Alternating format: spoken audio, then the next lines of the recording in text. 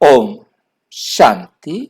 आपका प्रश्न है, मैं धनवान परिवार में होकर दुखी हूं, किस कर्म का फल है?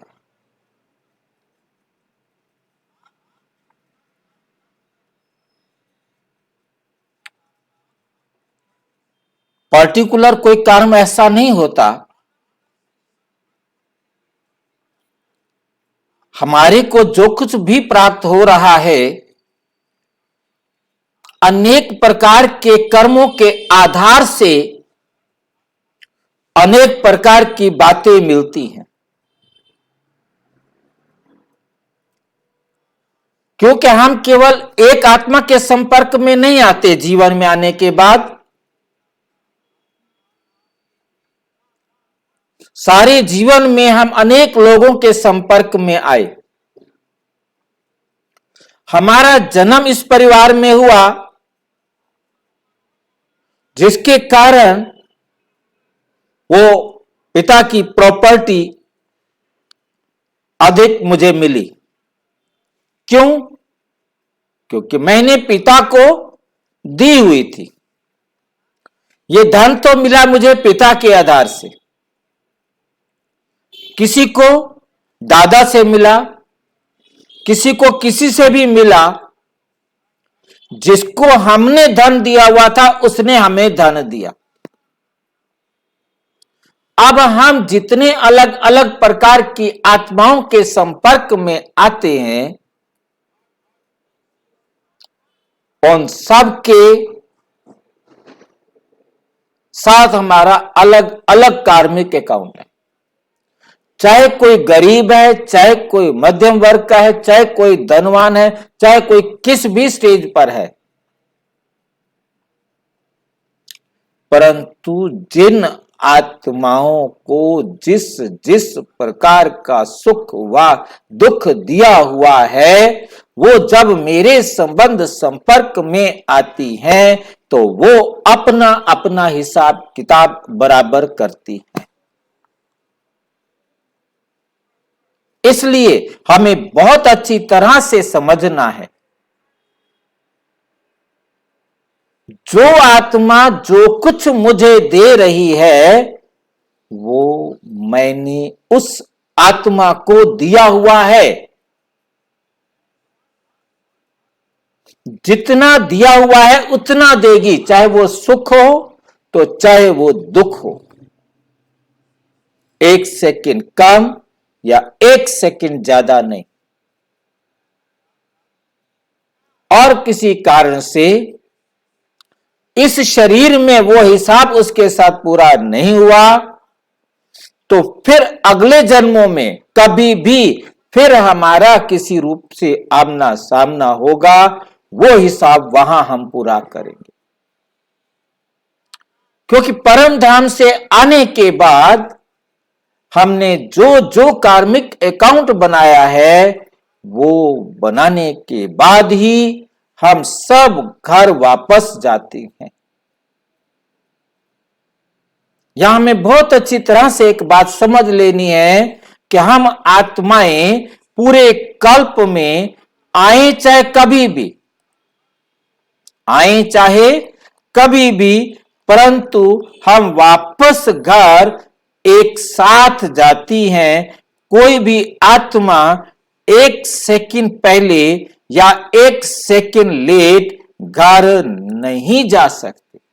हर आत्मा को एक्यूरेट टाइम पर अपने घर जाना है। चाहे वो सतयुग के आदि में आए, चाहे वो त्रेता में आए, चाहे वो द्वापर में आए, चाहे वो कलयुग में आए। सतयुग में वो आत्माएं आती हैं जो 100% शुद्ध है। 100 से 75 तक जिनके नंबर हैं वो आत्माएं सतयुग में आती हैं, और जो 75 से 50 तक के नंबर वाली आत्माएं हैं वो त्रेता में आती हैं, और जो 50 से 25 तक वाली आत्माएं हैं उनको द्वापर में आती हैं, और जिनके नंबर 25 से कम है 100 में से, वो कलयुग में आती।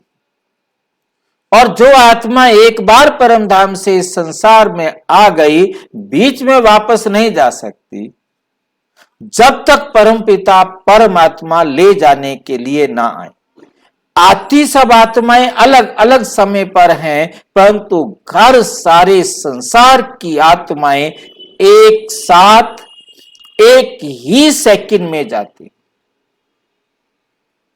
क्योंकि सभी आत्माएं सबके साथ अपना हिसाब किताब बराबर करके एक साथ घर जाती।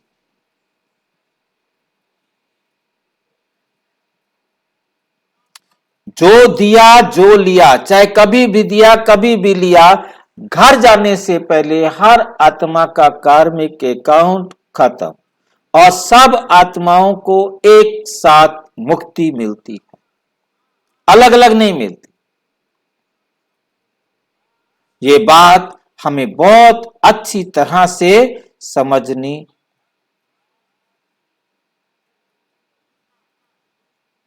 तो हमने जो दिया है वो लेना है।